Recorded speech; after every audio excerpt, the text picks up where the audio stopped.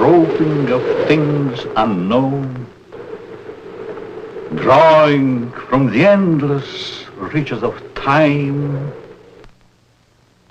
brings to light many startling things.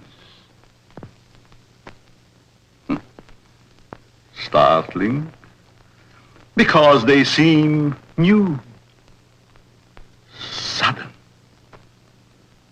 But most are not new to the science of the ages.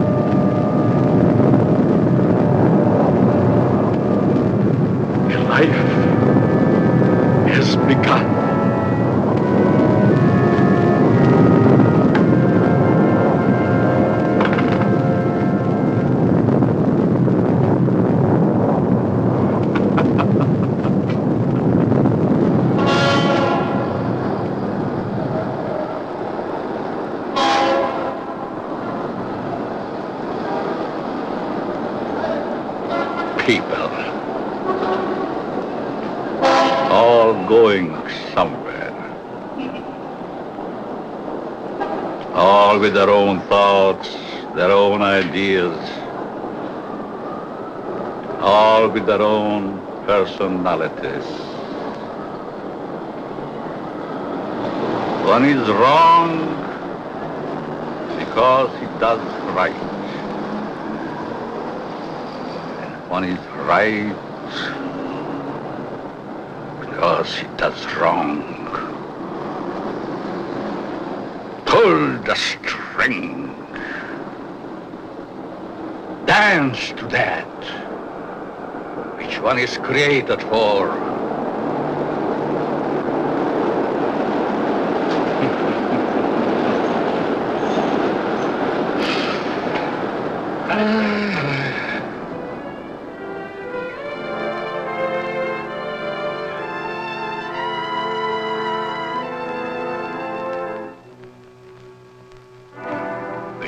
Day is begun.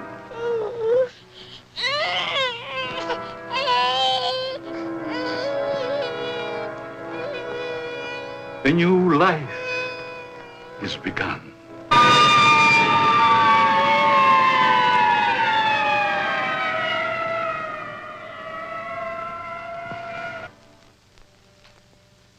A life is ended.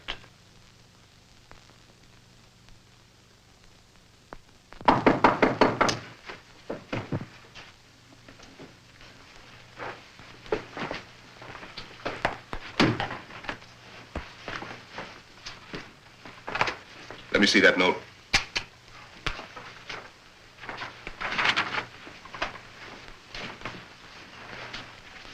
The records will tell the story. I was put in jail recently. Why? Because I, a man, was caught on the street wearing women's clothing. This was my 4th arrest for the same act. In life, I must continue wearing them. Therefore, it would only be a matter of time until my next arrest. This is the only way. Let my body rest in death forever in the things I cannot wear in life.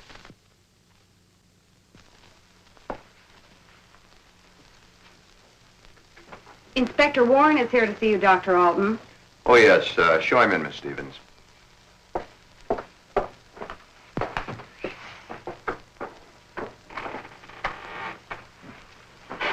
Inspector? Doctor? Sit down. Thank you.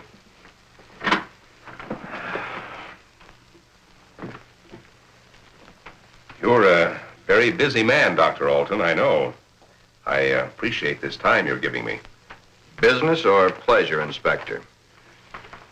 In a way, business.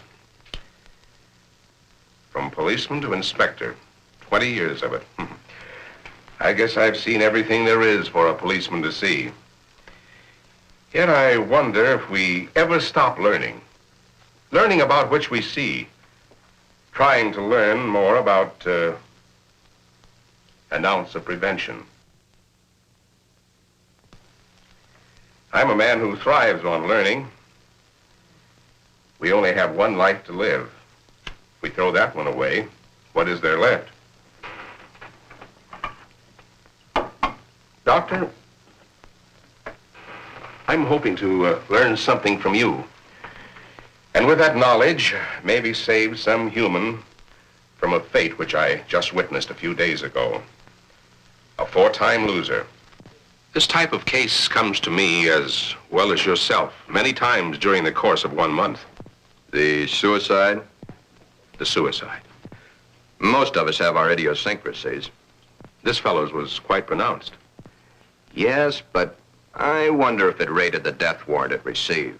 Well, that's why I'm here today, Doctor. What do we do about it? I've always heard you to be a hard-hearted policeman, Inspector. Isn't that what's thought of most policemen? The laws are written. The policeman is hired to see that those laws are enforced.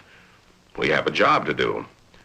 As in most jobs, there's always somebody who doesn't want that job to be done. In most factories today, the employer has put up suggestion boxes. Even the employer needs advice once in a while. I think in the case that we're referring to, I need advice.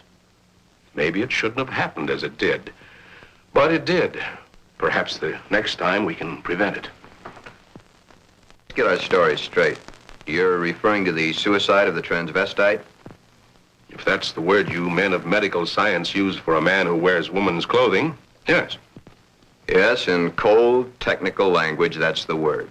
As unfriendly and as vicious as it may sound. However, in actuality, it's not an unfriendly word, nor is it vicious when you know the people to whom it pertains. Was this operation do these people any good? I understand you were quite prominent in a case that hit the headlines a few weeks ago. In some cases, yes. Others, no. Well, the papers certainly had a field day with that one. Strange as it may seem, even though it was a field day, as you so aptly put it, it's not a new story. Sex change has been performed many times. Those whose sex can be changed, they're the easy ones. But what of those who so desperately want to be of the opposite sex, yet can't change their sex? Such as was the case with Patricia, the suicide. I'd like to understand this, Doctor, as best you can tell me. You can only fully understand the sex change by taking two entirely different cases. Two men with exactly the same background, from childhood to manhood and on to their own decisions and destinations. I'd like to hear the story to the fullest. Only the infinity of the depths of a man's mind can really tell the story.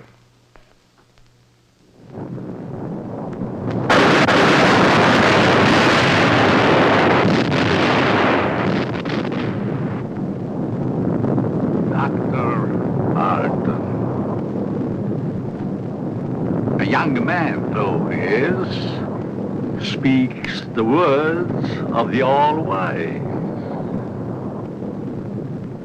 No one can really tell the story. Mistakes are made. But there is no mistaking the thoughts in a man's mind. The story is begun.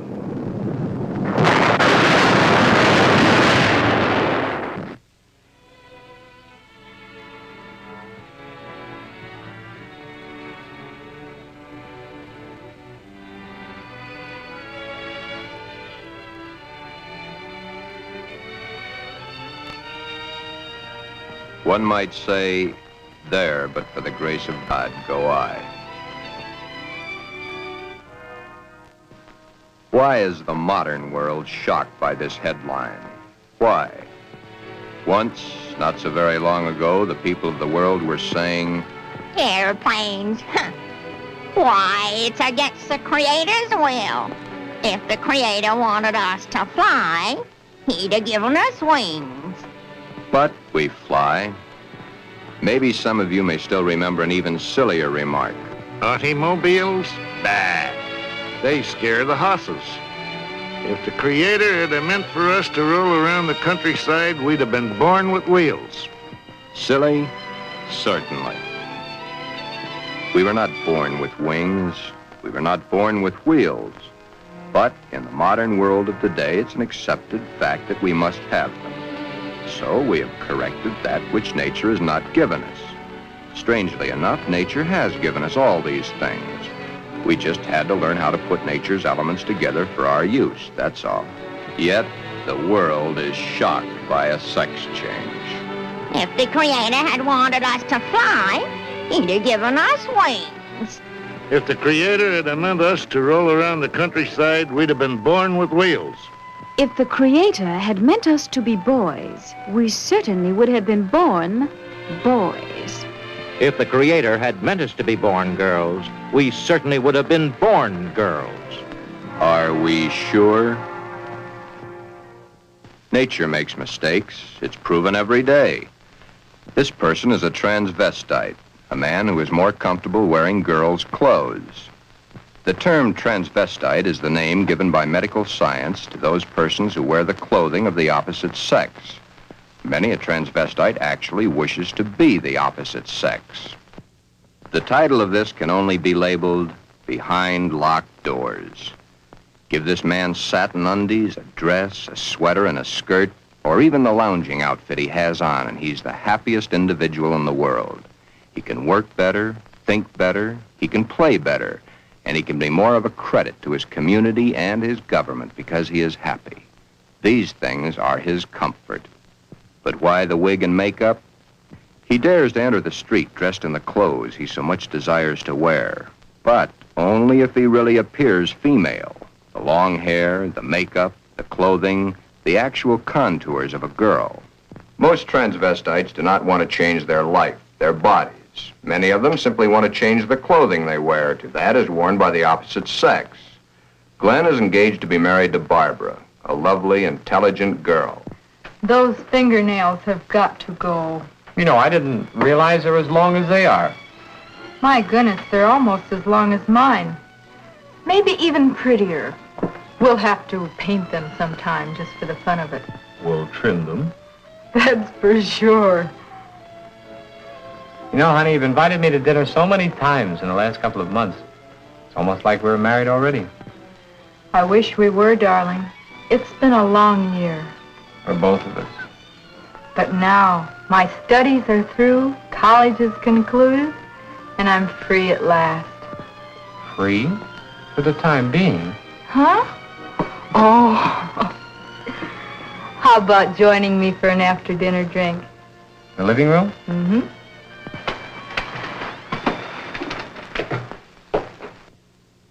Modern man is a hard-working human. Throughout the day, his mind and his muscles are busy at building the modern world and its business administration. His clothing is rough, coarse, starched, according to the specifications of his accepted job. At home, what does modern man have to look forward to for his body comfort? The things provided for his home, a wool or flannel robe, his feet encased in the same thick, tight-fitting leather that his shoes are made of. These are the things provided for his home comfort. It doesn't look so comfortable, does it? And get the hat. Better still, get the receding hairline. Men's hats are so tight they cut off the blood flow to the head, thus cutting off the growth of hair. 7 out of 10 men wear a hat, so the advertisements say. 7 out of 10 men are bald. But what about the ladies? Yes, modern woman is a hard-working individual also, but When modern woman's day of work is done, that which is designed for her home comfort is comfort. Hats that give no obstruction to the blood flow. Hats that do not crush the hair. Interesting thought, isn't it? Just for comparison, let's go native. Back to the animal instinct. There, in the lesser civilized part of the world, it's the male who adorns himself with the fancy objects, such as paints, frills, and masks. The true instinct. The animal instinct. Bird and animal life. Is it not so that it's the male who is the fancy one? Could it be that the male was meant to attract the attention of the female? What's so wrong about that? Where is the animal instinct in modern civilization? Female has the fluff and the finery, as specified by those who design and sell. Little Miss Female, you should feel quite proud of the situation. You, of course, realize that it's predominantly men who design your clothes, your jewelry, your makeup, your hairstyling, your perfume. But life, even though its changes are slow, moves on. There's no law against wearing such apparel on the street, as long as it can be distinguished that man is man and woman is woman. But what is it that would happen were this individual to appear this way on the street? You're doing it now, laughing. Yet, it's not a situation to be laughed at. Thus, the strange case of Glen, who was Glenda, one and the same person, not half man, half woman, but nevertheless, man and woman in the same body, even though by all outward appearances, Glen is fully and completely a man.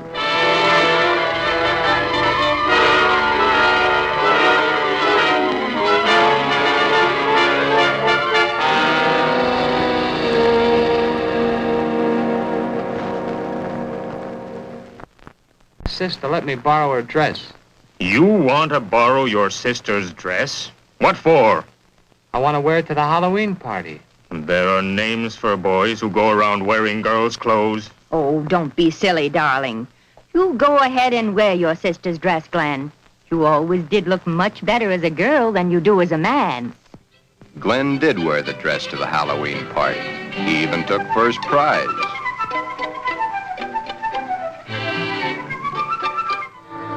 Then one day it wasn't Halloween any longer.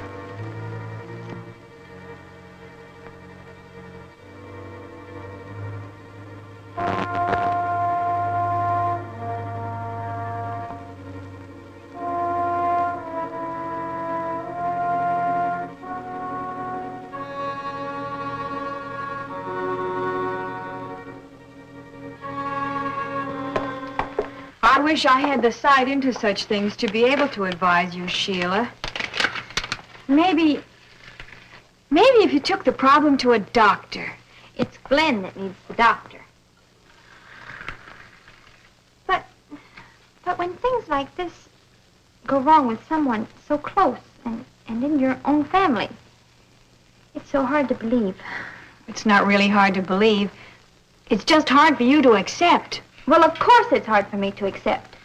Suppose I were to come home with Roy or one of my other boyfriends some night and find Glen like I did last night. Yeah, that would be hard to explain. That's the understatement of the year. Just how does one go about introducing your friends to your brother when brother's wearing your best sweater and your skirt and makeup to boot?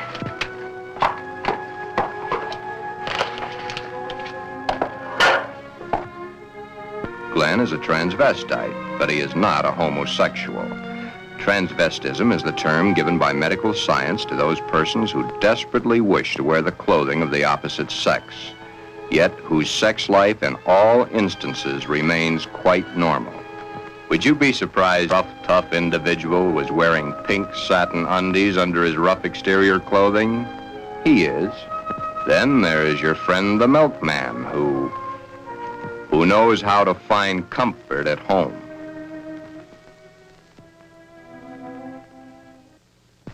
I can't stand it any longer.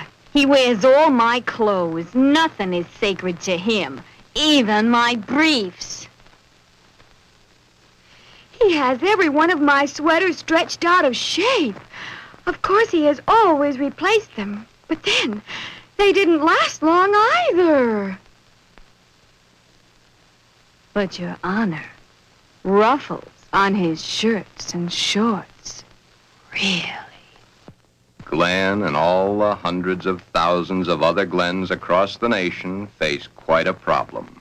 Glen is engaged to be married to Barbara, a lovely, intelligent girl. The problem? Glenda, Glen's other self. The girl that he himself is, his other individual personality.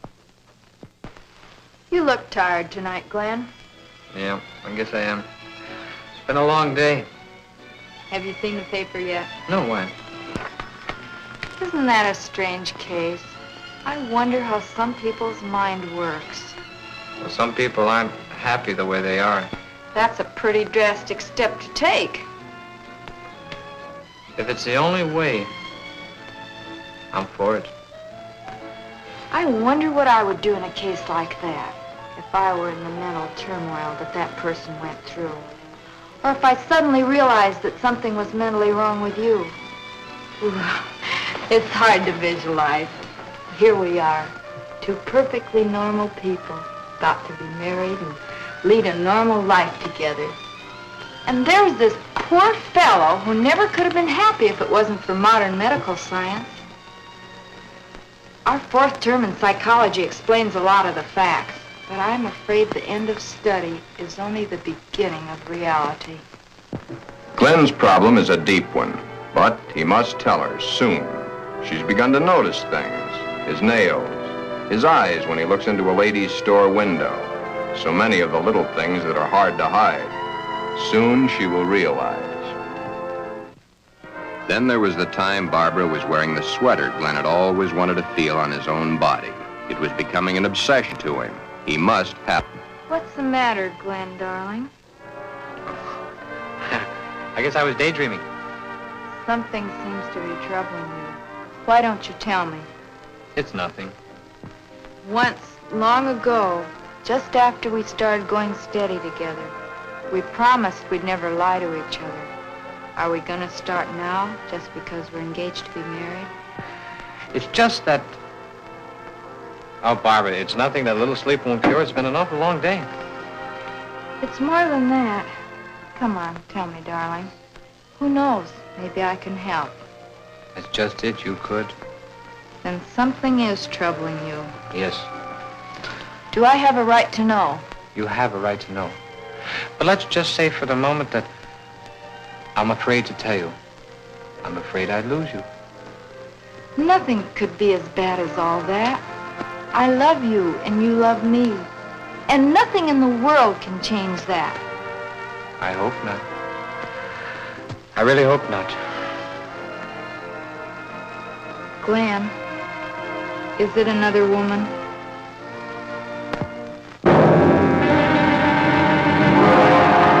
Pull the string!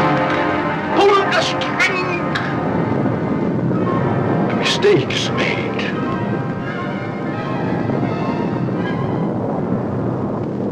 A story must be told. Always the same. He's not had the nerve to tell her. But he must soon come to some conclusion or forget the marriage. Should he tell Barbara of his Glenda now, before the wedding, or hit her between the eyes with it after, when it might be too late for either of them? The world is a strange place to live in. All those cars, all going someplace, all carrying humans which are carrying out their lives. The world is shocked by a person who changed his sex. Glenda is shocked also, but by another reason. Someone like her had the nerve to do something factual about their situation. There are so many problems for Glen and all the other Glens. Perhaps the fear of discovery of the underthings they wear beneath their regular outer clothing, or that which they wear during their nightly visit to Morpheus, god of sleep.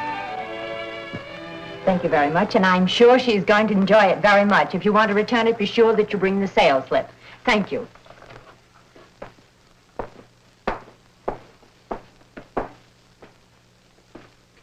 Can I help you, sir? Yeah. Let me see a 90. Well, what size? 12.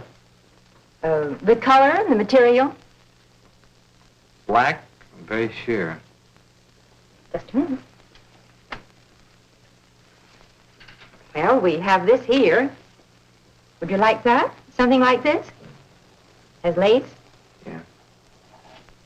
Perhaps he admires the material too long. You can see how sheer the material really is. Yes. You see, it's all pure nylon and only $21.95. And of course, it will never snag.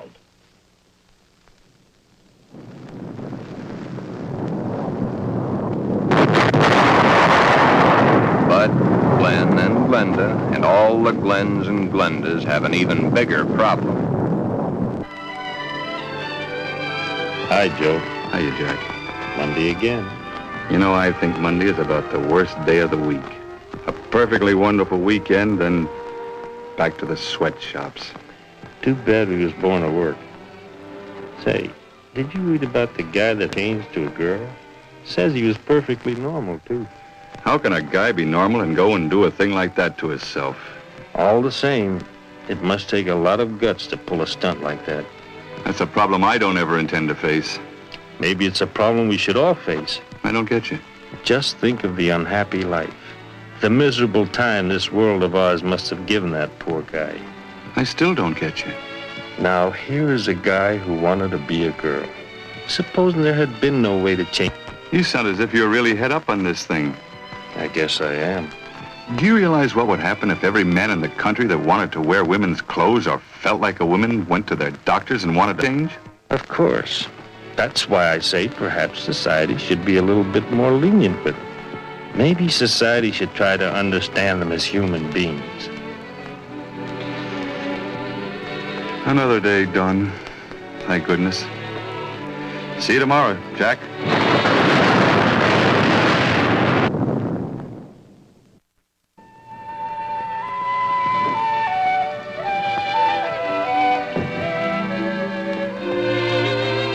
Hi, Glen. Hi, Johnny. Come on in and hit it right for the kitchen. I can't let that dinner burn. You know, I thought I was going to have to eat alone tonight. Well, you probably will because I've already eaten.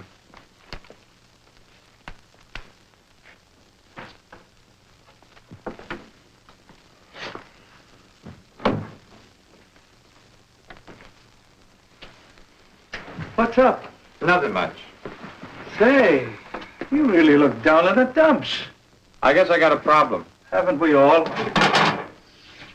I mean a real problem, one like I've never had to face before. Our whole existence is one big problem after another. I want to get married. You have a problem. When did this all come about? For nearly a year, I've been engaged to a very wonderful girl. Now the time is getting very close to the man with the book. I'm scared to death. You love her? Very much. Does she love you? Yes. There's no problem. Marry the girl. Are you forgetting about my other self? You'll have to tell her, of course. Yeah.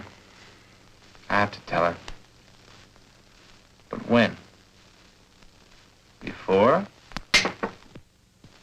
Or after? I think you know the answer to that one yourself. My mind's in a muddle. Like in a thick fog. I can't make sense to myself sometimes. I thought I could stop wearing these things. I tried, honestly, I tried. I haven't had a stitch of them on for nearly 2 weeks until tonight. Then I couldn't stand it anymore. I had to put them on or go out of my mind. I'm afraid I'll lose her. I don't want that to happen because I really love her. Okay. Here's a story from fact.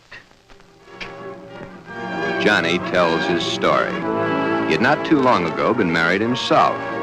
He had kept quiet about his transvestite desires in the hopes that the new wife would never discover it. However, one day, the little woman came home unexpectedly an hour early.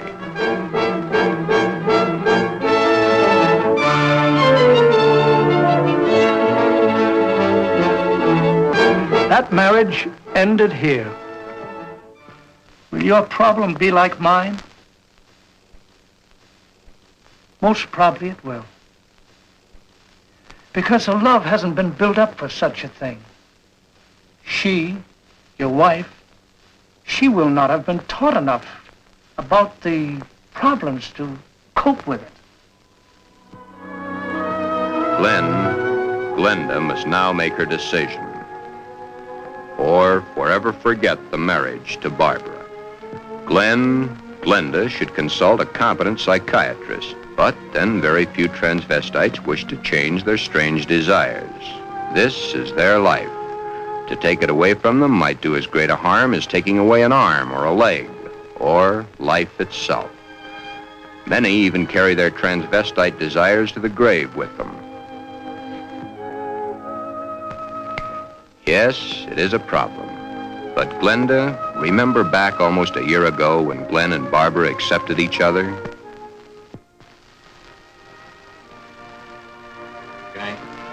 That's the 6th time you've said goodnight. I guess it is. Look. Come on over here a minute. What is it? Never mind, just sit down.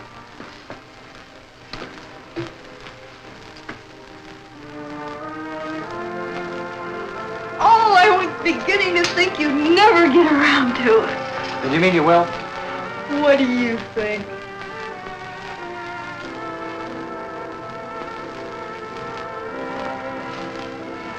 When? I must finish college first. It's only 7 months to go. Well, now, that's hardly long enough for you to get a trousseau together. How would you know about such things?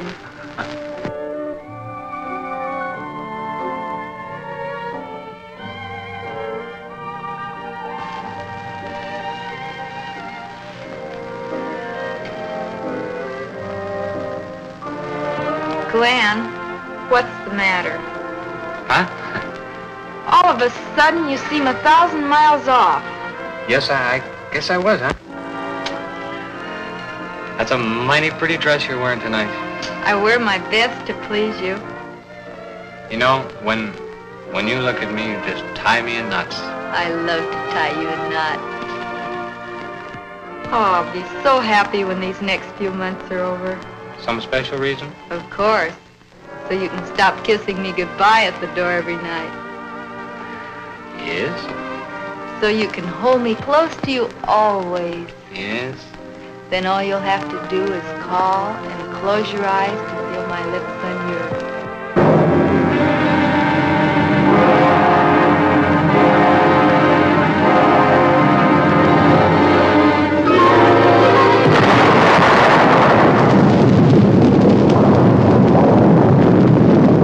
Beware, beware, beware of the big green dragon that sits on your doorstep. He eats little boys, puppy ducktails, and big fat snails. Beware, take care, beware.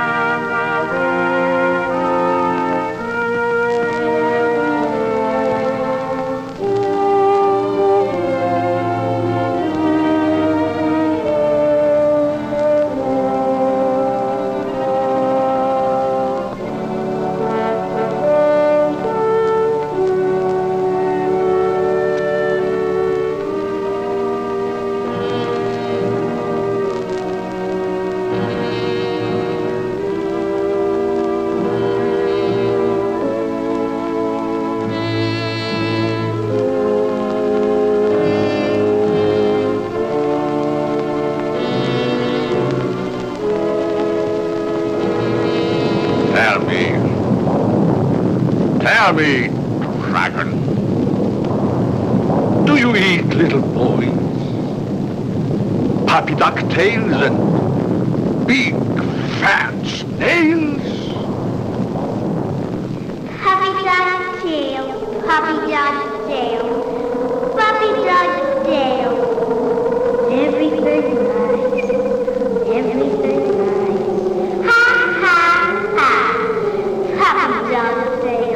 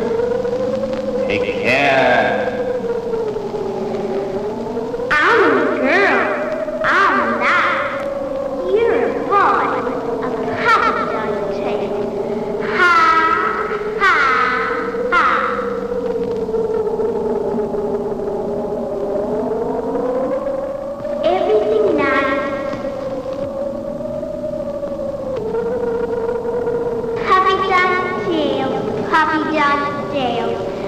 Puppy dog's tail.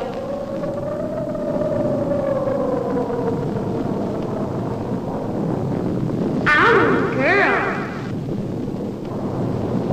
I'm not.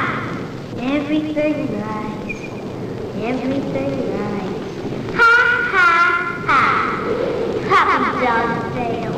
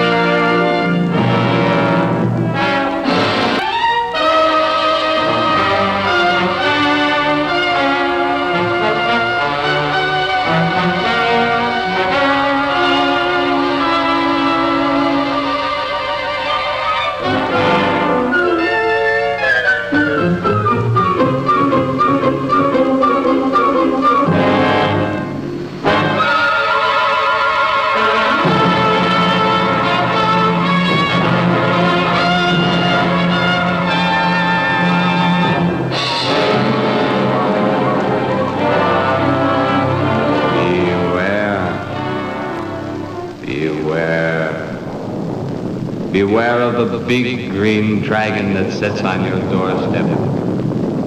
He eats little boys, puppy dog tails, and big fat snails. Beware, take care. Beware.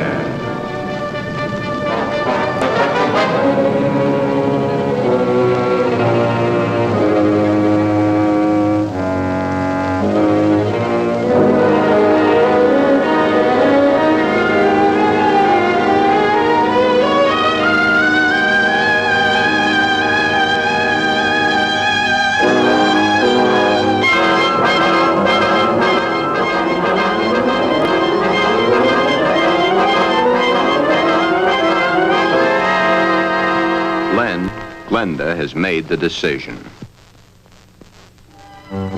Glen has decided to tell Barbara of his dual personality. To tell her of the nighties and negligees, the sweaters and skirts, the robes and dresses, the stockings and the high-heeled shoes, the wig and the makeup. All that goes to make Glen into Glenda. He tells Barbara he cannot cheat her of the knowledge that she, as his fiancée, should possess. All the facts. He tells her softly, hurriedly at first, then slowly as he becomes more technical. His hands move to caress the smooth material of her Angora sweater, which he has so long so desperately wanted to put on his own body. He tells of this to her, and she looks to the sweater and to his hand. Then, when it is all over and that much of the story he knows is told, Barbara is not sure of her own thoughts. That's about it, darling. I wanted to tell you for a long, long time, but just couldn't bring myself to do it. I've been too much afraid of losing you.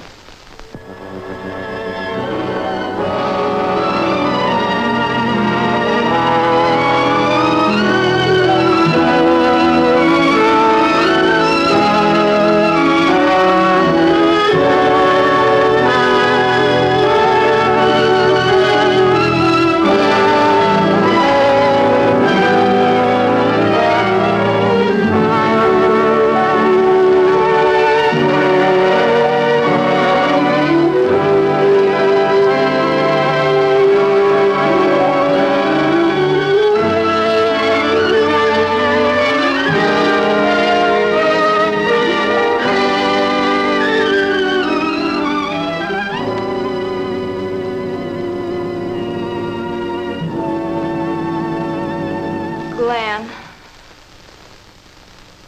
I don't fully understand this, but maybe together we can work it out.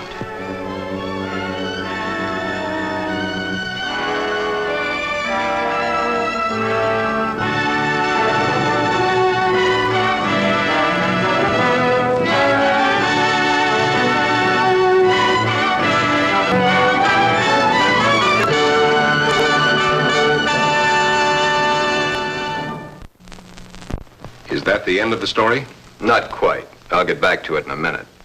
Glen's case is really the lesser advanced type cases. The second case is an extremely advanced one. However, I'll get to that in a moment. First, you must realize that each transvestite the world over has his own particular problem. Each case must be handled individually according to the person, his past life, and his problem. And he isn't a hermaphrodite? No more than he's a pseudo-hermaphrodite. Glen's case was entirely of his mind, brought on by the environment of his early youth. What about their children, Doctor? Would their children become the same way their father is? No. Transvestism is not hereditary. Well, what makes these men want to wear girls' clothes? Many things. But as I've said before, it usually starts in early childhood from one cause or another. Technically, each case has the same beginning, just a different set of circumstances. Are any of them actually cured? Oh, yes, many, many of them. Once the source of supply is found, it can be stopped, unless the patient refuses to cut off that source of supply. Then the way I get it, this Glen and the character he created, much as an author creates a character in a book, was invented as a love object to take the place of the love he never received in his early youth through lack of it from his parents. The character was created and dressed and lives the life the author designs for him to live, and dies only when the author wants him to die. Correct. Except that for the character Glenda to die, the elements must be right. But to enlighten you a little further, there's the second story, that of an extremely advanced case. Let's call this person Allan, Anne. Allan had a mother who wanted a little girl. The father didn't care much one way or the other. Allan did not enter the competitive sports that the other boys of the school did. However, he was an extremely studious boy and always had above-average marks in his subjects. Yet sports, girls' sports, he always was interested in. But he was rejected by the girls and also rejected by the boys. It seems he belonged to neither of them. After school, Allan would go home to find the mother who had always wanted a girl and the father who didn't care one way or the other. He enjoyed doing the woman's work around the house. Allan was becoming a woman and didn't realize it. A woman in mind only, but the mind rules. Then came the fateful year of 1941. Allan was drafted. He was accepted. In the Army, he successfully passed his vigorous training. He did not like it, but then there were the weekends for his particular diversions. On his weekend passes, he would go to the nearest town where he had a suitcase checked in a public locker. In the suitcase, he had the things he loved to wear, that which made his body appear to be what his mind believed it was. Then the day of embarkation came. But wherever Allan went, the suitcase was sure to go.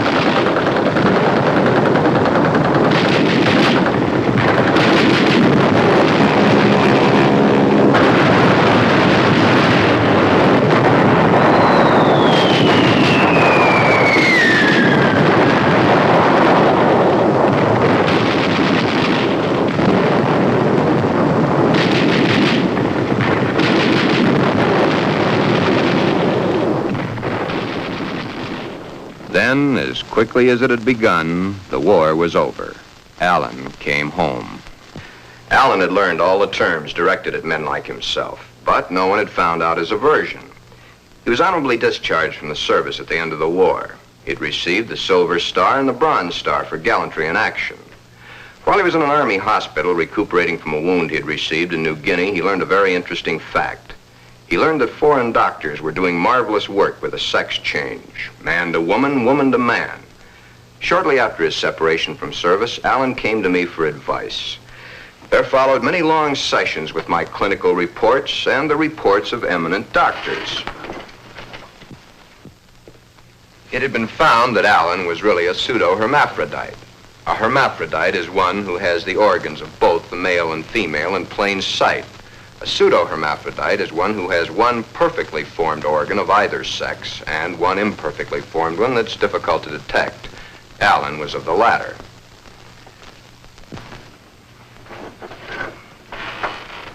Allan was then given his choice. That which nature had given him was a mistake. It was up to us to correct that mistake one way or the other. Allan had to decide whether he wanted to become a man or she wanted to become a woman. Both were completely possible. Small boned, fair of complexion, his hair thin like a woman's, his body slim, hips slightly girlish. It was easy to see his decision, along with the fact that he had been brought up from early childhood to believe that a woman was the thing to be. Allan decided to become a woman. This, after all the help I could give him, was only the beginning. During the following 2 years, he was to go through the tortures of the damned, but never was there a whimper from him because he knew that at the end of it all, he would at last be that which he had always dreamed. Hundreds of hormone shots were injected into various parts of his body. Allan's face was worked on with plastic surgery to smooth out the female elements. Long, tedious hours of work. The big day, or the starting of many big days, for it was to take many. The series of operations are performed slowly and at intervals to prevent any unnecessary shock to the nervous system. Still, the hormone shots continue, day after day, week after week, month after month. And even then, when the operation is over, the sex is changed, the shots must continue as long as Allan lives.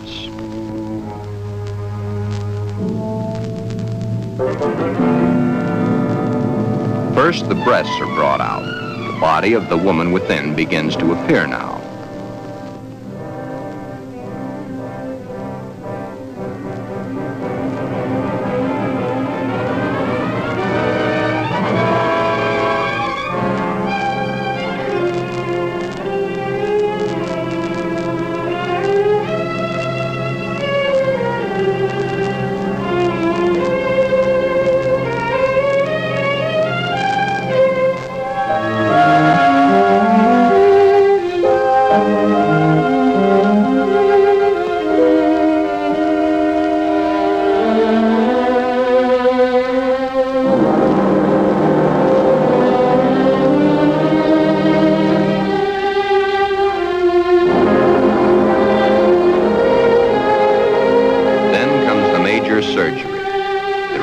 Of the man and the formation of the woman.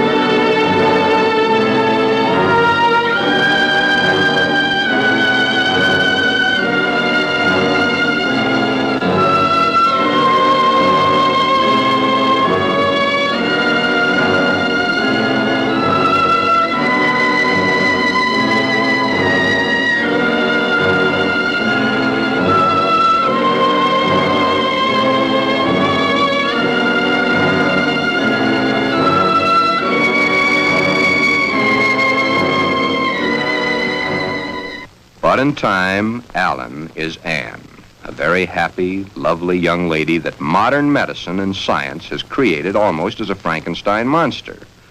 The newspapers heard of it and hit the story with their usual fullness.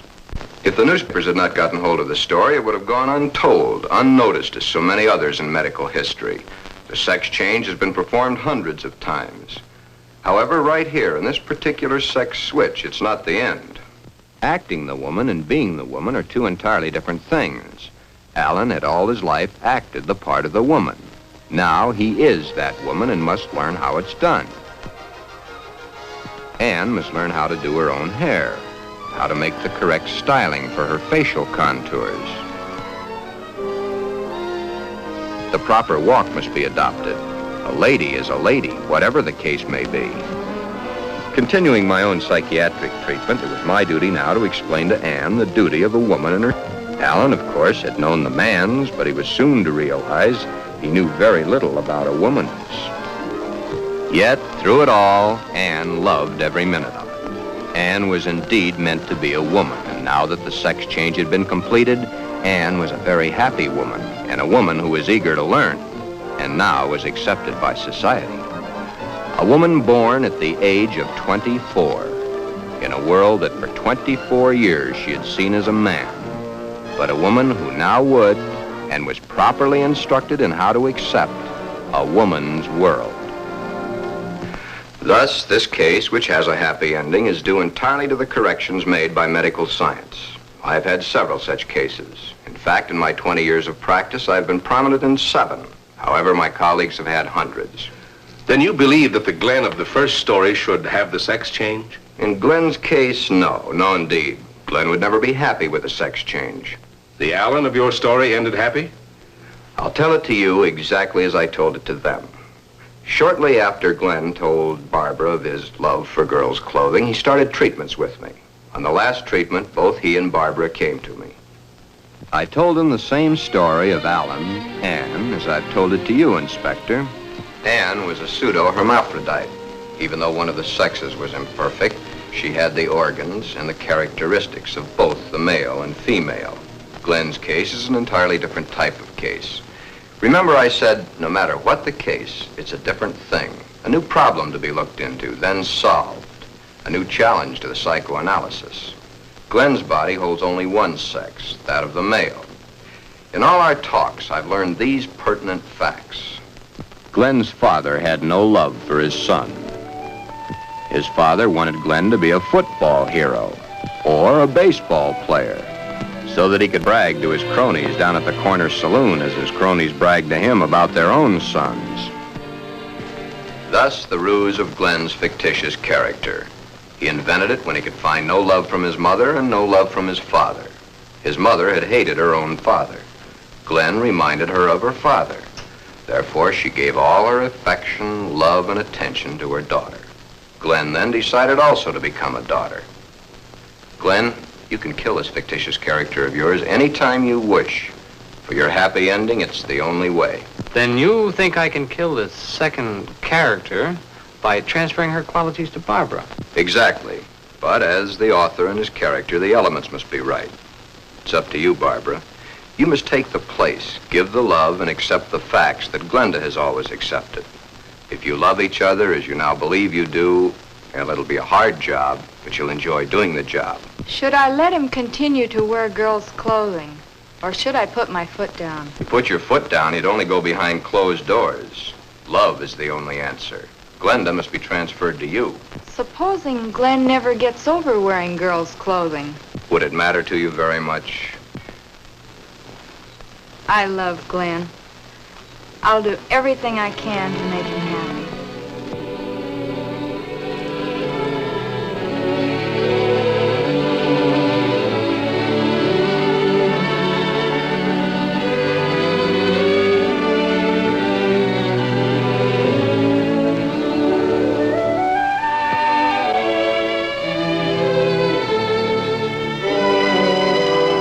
The end is only the beginning. Time passes. Soon, due to a happily married life, the remembrance of the psychiatric treatments, and Barbara's love and understanding, Glenda begins to disappear forever from Glen. Glen has found his mother, his little sister, his wife, and his Glenda, all in one lovely package. Thus, Glen's case has a happy conclusion. Therefore, two entirely different cases, handled in two entirely different ways, have a happy ending. Yeah, those two. But what of the hundreds of other less fortunate Glens the world over?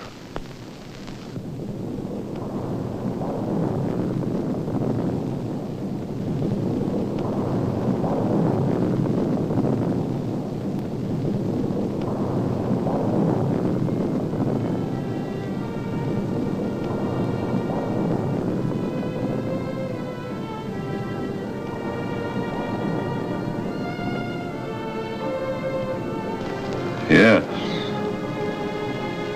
But what of the others?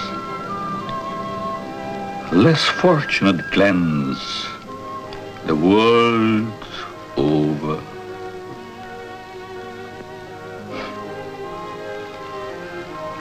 Oh, snips and snails and puppy ducktails.